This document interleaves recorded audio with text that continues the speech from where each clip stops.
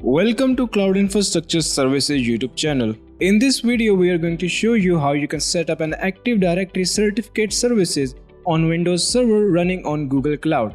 So simply click the link in the description box to come to this marketplace listing for Google Cloud, and from here you want to create a new virtual machine. So for that, simply click on Launch. After that, you will be brought to this page from where you can customize your virtual machine. So give your virtual machine a deployment name and then choose the zone or region where you want to deploy your virtual machine.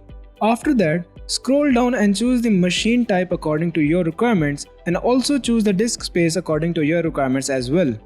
After that, you can leave the network settings as default, then simply click on accept the agreement and then click on deploy. And then simply wait for the deployment process to complete. Now once the deployment process is done, you want to establish an RDP connection with our virtual machine. But to establish an RDP connection, we want to enable the port number 3389 for this virtual machine. So to do that, simply click on this hamburger icon and choose Compute Engines. And then on this screen, you can see that there is some option that says Set up Firewall Rules. So click on it. And on this page, you are going to create a new firewall rule. For that, simply click on this button that says Create a Firewall Rule. Now we are going to provide a name for this firewall rule, and we're going to name it as port 3389. And then we can leave the description. We just have to come here, and under the targets, we want to specify a targeted tag. Now the tag is also going to be port 3389. After that, scroll down and choose this TCP and choose the port number 3389. And then you also want to specify all of the IP ranges. For that, come to this source IPv4 ranges and type in 0.0.0.0 and then /0. And after that is done, you want to scroll down and click on create. Once you have created that rule, you want to head back to Compute Engine. So click on this hamburger icon and again choose Compute Engine. After that, you want to assign that rule to this virtual machine. For that, simply click on the name of a newly created virtual machine.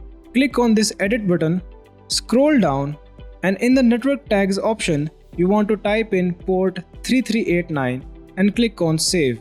Once that is done, simply click on this back button over here. Now to connect to this virtual machine using the RDP connection, simply click on this arrowhead and click on set Windows password. Now in here, provide the username and click on set. Now it is going to show you your password, so copy this password and paste it somewhere safe. After that, simply hit Windows and search for remote desktop connection and open that application. Now in this application, you want to paste in this IP address of our virtual machine in the computer field. And then you want to click on show options, and then you want to provide the username which you provided while creating that set Windows password. After that, simply click on connect, and it is going to prompt you for the password. So type in the password that you have stored somewhere safe. After typing in the password, click on OK. And then it is going to prompt you that you are going to connect to a remote host. So click yes and then wait for the connection to be established and for the Windows server to completely load. Now once the Windows server has completely loaded, it is going to open up this server manager on its own.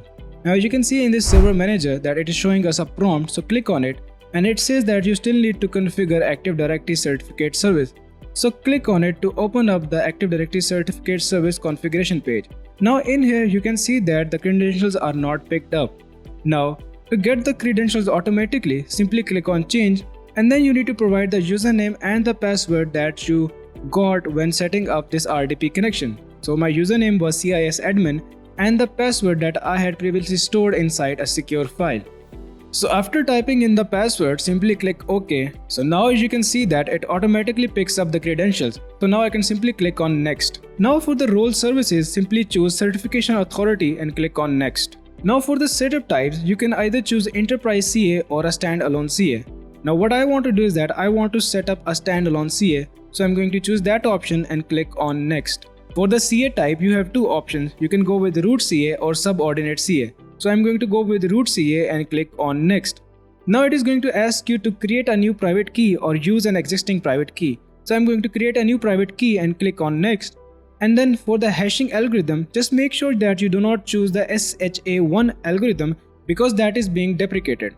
So after choosing the algorithm that you prefer, simply click on next and then provide a name for your CA. Once that is done, simply click on next and set the validity period. I'm going to leave it as default, which is for 5 years, and then simply click on next. Now for the certificate database, I'm going to give the default location and choose next. And then on this next page, you are being shown all of the settings that you are going with. Now if you want to change any of these settings, simply head back to that tab and change that setting from there. If not, then simply click on configure to actually set up your certification authority. And just like that, you're done setting up with Active Directory certificate services. So I can simply close down this tab. Now if you want to start handling out certificates, then simply click on this tools and choose certification authority. And just like that, you're done with setting up Active Directory certification authority. And that also brings us to the end of this tutorial. Now if you have any queries regarding this tutorial, make sure to leave that query in the comment section down below and we will get to you as soon as possible. And also make sure to check out the link in the description box for the marketplace listing for Google Cloud and also for the step-by-step blog post guide on how to set up Active Directory services on Google Cloud. And finally, if this video has helped you in any way, make sure to leave a like and subscribe to the channel.